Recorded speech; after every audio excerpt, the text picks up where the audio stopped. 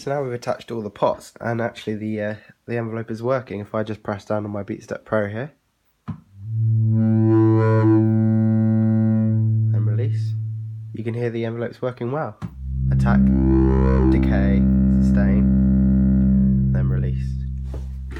Yeah, and I've been playing around, and actually the attack time is quite crazy on this. It's like up to like 20 seconds or so. But if I play a little sequence here, right, just a slower.